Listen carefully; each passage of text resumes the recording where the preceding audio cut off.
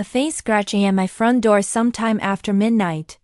At first, I thought it was an animal, maybe a raccoon or a stray dog, until the night I finally looked through the peephole and saw a human shadow standing perfectly still on my porch.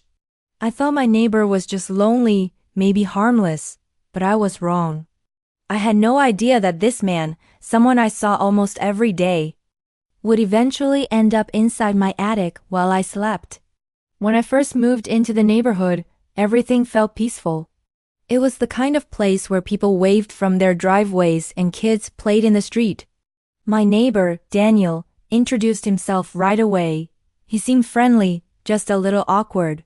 He offered to help me carry boxes and asked a dozen questions where I worked, if I lived alone, what time I usually got home. I laughed it off, assuming he was just being talkative. I didn't realize he was memorizing every detail. The first red flag came 2 weeks later.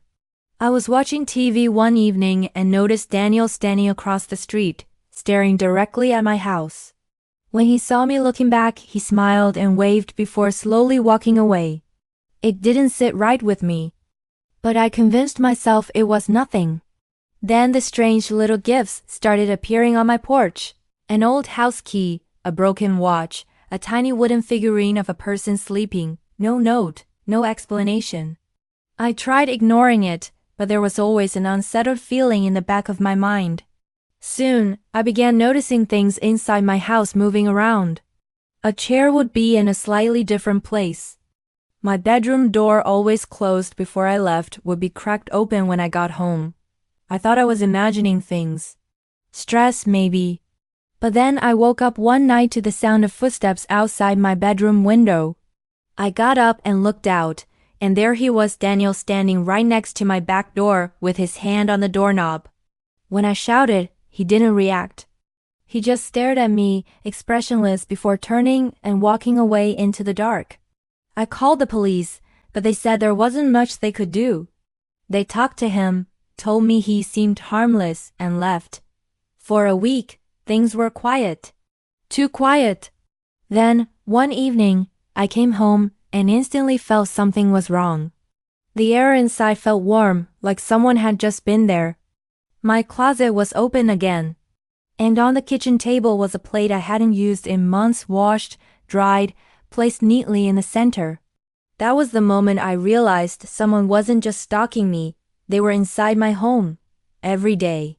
Maybe every night. Out of fear, I bought a small camera and placed it in the living room, angled toward the hallway where the attic door was. I didn't expect to see anything. I prayed I wouldn't. But the next morning, when I checked the footage, my blood ran cold. At 2:17 a.m., the attic door slowly opened. A figure climbed down the small ladder. Daniel, my neighbor, had been living in my attic. He walked into my kitchen, opened the refrigerator, and helped himself to food like he lived there. But the worst part was when he walked up to my bedroom door and stood there for nearly an hour, listening, watching. At one point, he reached for the doorknob, hesitated, then pulled his hand back. I stared at the footage, shaking, knowing that he had been inches away from me while I slept. I called the police immediately. They searched the attic, but Daniel was gone. What they did find were blankets, a pillow, food wrappers, and a notebook filled with notes about me, what time I left for work, what time I showered, what I wore, who I talked to. There were drawings too, sketches of me sitting on the couch, cooking dinner, and one that made me feel physically sick, a drawing of me sleeping. I didn't stay another night in that house. I packed a bag and stayed with a friend. 2 days later, the police caught Daniel wandering behind my home again. He told them he had been protecting me, that he needed to watch over me, that he felt close to me when he was in my attic. They took him in for evaluation, and for a moment, I thought it was over. But trauma doesn't disappear just because a person does. I moved to a new house on the other side of town. I installed cameras, alarms, stronger locks. But some nights, I swear I hear footsteps in the attic again. Some nights, I see someone standing across the street, watching, just like before. And once, just once, I found another carved wooden figurine on my new porch.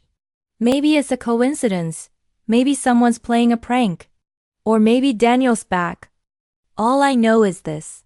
You never really know who your neighbors are. And sometimes, the real monsters aren't the ones in horror movies. They're the ones who wave to you every morning, smiling as if nothing is wrong.